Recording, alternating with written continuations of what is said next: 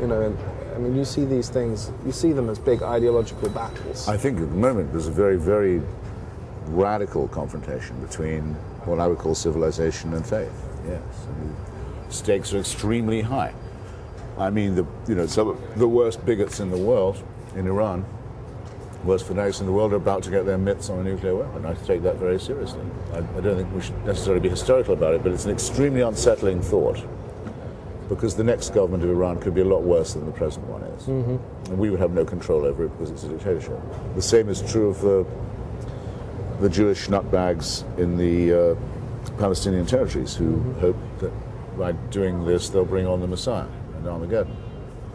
Supported in this by the Christian right in the United States, which, although it's overrated as a force, is still much too strong for comfort. So is this a recent phenomenon or just a more visible? Well, I think it's become, yeah, there's something worse that is new, which is the willingness of secular liberals to capitulate to theocratic intimidation, especially if it's Muslim, because they feel, I think it's because they have a bad conscience about the third world. Because they believe in pluralism?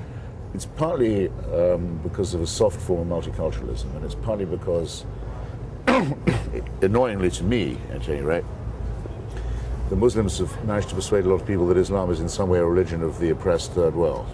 Right? Even though Al-Qaeda started to make war on India long before the United States, and India is the most important secular, though predominantly Hindu, democracy in the world. That's the country they started to attack first. They really hate the Hindus. They really like to destroy India by wrenching Kashmir. Very serious. If they start a civil war in India, it would be a complete disaster, not just for Asia. No one in the American press would reprint the cartoons from Copenhagen, where individual Danes around the world are being targeted for murder. The Danish economy and democracy is being sabotaged, boycotted. Danish embassies being burned. Everyone stood by. Said, well, let's not get too involved because we don't want to offend anybody.